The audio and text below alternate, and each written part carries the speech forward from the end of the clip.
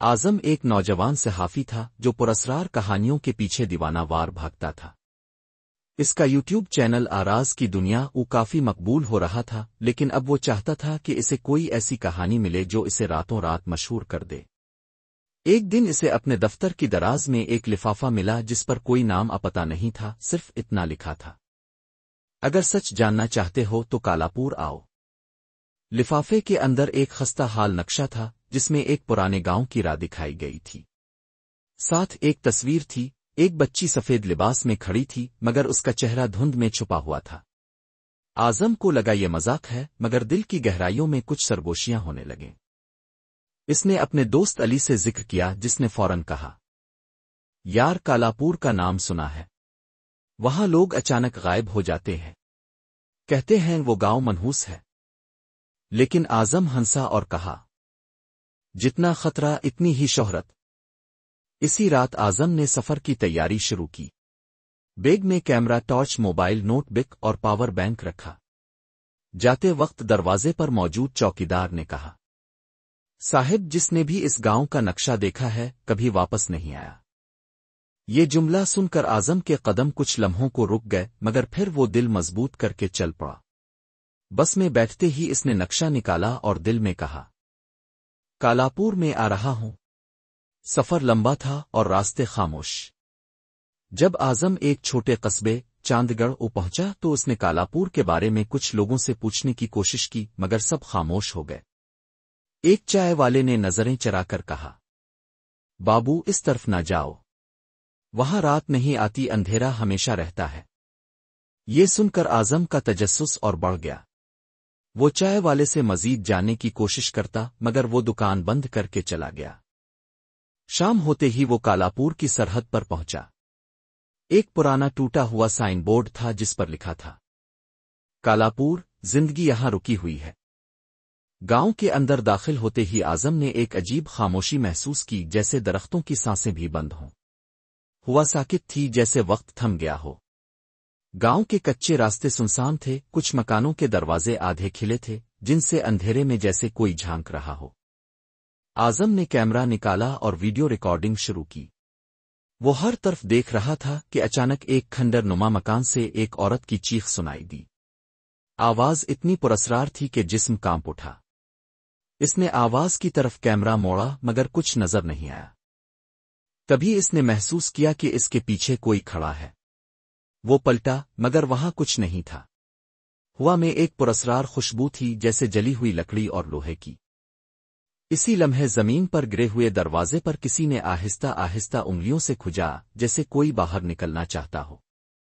आजम गांव के बीचों बीच एक पुराने मंदिर के पास पहुंचा। मंदिर की दीवारों पर अजीब व गरीब निशान बने थे, जैसे किसी ने नाखूनों से केरोचा हो। दरवाजे पर खून से लिखा था, यहां वक्त मर चुका है। ये अल्फाज देखकर आजम का दिल बैठ गया, मगर कैमरा चलता रहा। वो मंदिर के अंदर दाखिल हुआ, जहां एक टूटी हुई मूर्ति के पीछे कुछ तस्वीरें थीं, कालापुर के पुराने बासियों की, और उनमें एक बच्ची भी थी, वही तस्वीर जो लिफाफे में थी। आजम ने इस कैमरे को बच्ची पर जूम किया, और इसी लम्हे एक सद हुआ का झोंका आया, जिससे मंदिर का दरवाजा खुद ब खुद बंद हो गया। अंधेरा छा गया। इसने फौरन टॉर्च जलाई तो सामने फर्श पर खून से बने दायरे नजर आए। दायरे के अंदर पुराने खिलौने पड़े थे, एक गुड़िया, एक लकड़ी की गाड़ी और एक चिट्ठी। अगर तुम सच लाए हो तो मेरी रूह आजाद करो। ये पढ़ते ही कैमरे की बैटरी अचानक खत्म हो गई। आजम ने हैरत से पावर बैंक लगाया, मगर मोबाइल भी बंद हो चुका था, जैसे कोई इलेक्ट्रॉनिक चीज यहां काम ही नहीं करती। वो जल्दी से बाहर निकला, मगर दरवाजा खिल नहीं रहा था। अचानक मंदिर की दीवार से एक साया नमूदार हुआ, धुंधला मगर इंसानी शक्ल जैसा। आंखों की जगह सिर्फ सियागड़े थे, और आवाज आई, तुम आ गए हो, अब कभी वापस नहीं जाओगे। आजम ने कई बार कोशिश की कि मंदिर का दरवाजा खिले, मगर वो नहीं खुला। वो एक लम्हे के लिए अपने कदमों में शक महसूस करता, फिर अचानक एक जोरदार आवाज आई, जैसे किसी ने दरवाजा खोला हो। वो बाहर निकला और देखते ही देखते गांव के गोशे में वाक़े एक खाली मकान की तरफ बढ़ा। ये मकान पुराने वक्तों का था, और इसमें दरवाजे और खिड़कियां टूट चुकी थीं, जैसे इसे कई सालों से नजरअंदाज किया गया हो। आज़म ने अंदर जाकर टार्च की रोशनी डाली और इसे कुछ नहीं दिखाई दिया। वो एक कमरे में बैठा कुछ वक्त गुजारने के लिए। आधी रात को अचानक दरवाज़ा खुद बखुद खिल गया और एक सद हुआ का झोंका इसके अंदर दाखिल हो गया। वो खौफ से कांपने लगा, मगर फिर इसे महसूस हुआ कि कुछ साए अंदर आ रहे हैं। वो साए इसके करीब पहुंचे और उनकी आंखें सुर्ख और खौफनाक थीं। आज़म ने अपनी आंखें बंद कर लें और जब दोबारा आंख खोली तो वो एक सिवाय नीले आसमान के कुछ नहीं देख रहा था। बाहर घड़ी की आवाज सुनाई दी, जैसे वक्त रुक चुका हो। अगली सुबह जब वो उठा तो उसके हाथ पर कुछ निशान बने हुए थे, जैसे किसी ने उंगलियों से किसी चीज को खींच लिया हो। सुबह के वक्त आज़म ने गांव के स्कूल की तरफ रुख किया, जो अब खंडर बन चुका था। वहां किसी जमाने में बच्चे पढ़ते थे, मगर अब वहां सिर्फ सुकूत और मिट्टी थी। वो स्कूल के एक कमरे में दाखिल हुआ, जहां एक खचकने वाली सीढ़ी इसकी निगाह में आई। इसने सीढ़ी के नीचे से एक पुरानी डायरी निकाली, जो एक लड़की महविश की थी। डायरी में लिखा था, गांव वालों ने मुझे चुड़ैल कहकर जला दिया। अब मेरी रूह हर रात नए जिस्म की तलाश में है। अगर तुम्हें बचना है तो कभी रात को पीछे मत देखना। आज़म ने जल्दी से डायरी पढ़ना खत्म किया और उसकी तस्वीर देखें। महविश की तस्वीरें केचक कर सियाह और सफेद हो चुकी थीं, और उसकी आंखों में एक खौफनाक झुरमट था, जैसे वो सच में अब जिंदा ना हो। आज़म का दिल धड़कने लगा और वो फौरन इस जगह से निकलने की कोशिश करने लगा। मगर गांव के सुकूत में इसकी तेज कदमों की आवाज किसी दूसरे दरवाजे में बदल गई, जैसे कोई और उसके पीछे आ रहा हो।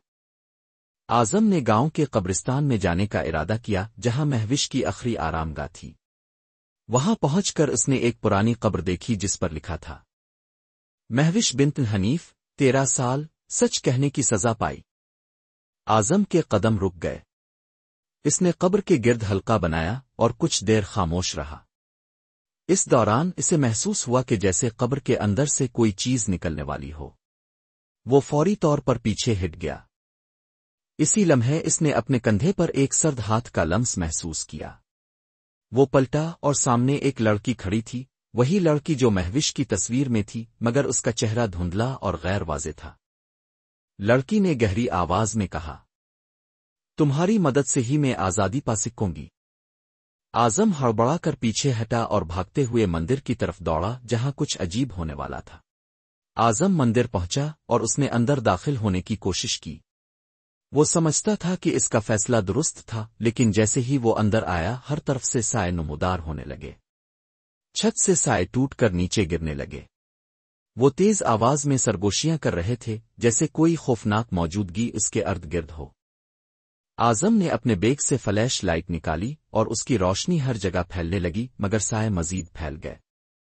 इसके पीछे दीवारों पर मौजूद तस्वीरें मुतहर्रिक हो गईं। इन तस्वीरों में महविश की आंखें इसे घोर रही थीं। साए एक तरफ से दूसरे तरफ दौड़ने लगे और आज़म को गहरी सांस लेने की तकलीफ होने लगी। इन साए का मकसद था कि वो इसकी रूह को अपने साथ ले जाएं। आज़म ने अपनी जिंदगी की सबसे बड़ी गलती की। वो मंदिर से बाहर निकलने की कोशिश कर रहा था, मगर दरवाजा बंद हो चुका था। साए इसके करीब आ गए और उसकी आंखों में सियाही की गहरी लकीरें बनने लगे। इसके जिस्म का कंट्रोल कम होने लगा, जैसे इसका जिस्म किसी दूसरे के कब्जे में आ रहा हो।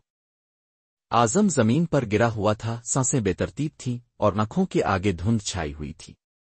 साए इसके अर्द गिर्द मंडला रहे थे, मगर यकाएक एक रोशनी की किरण मंदिर की छत से आई।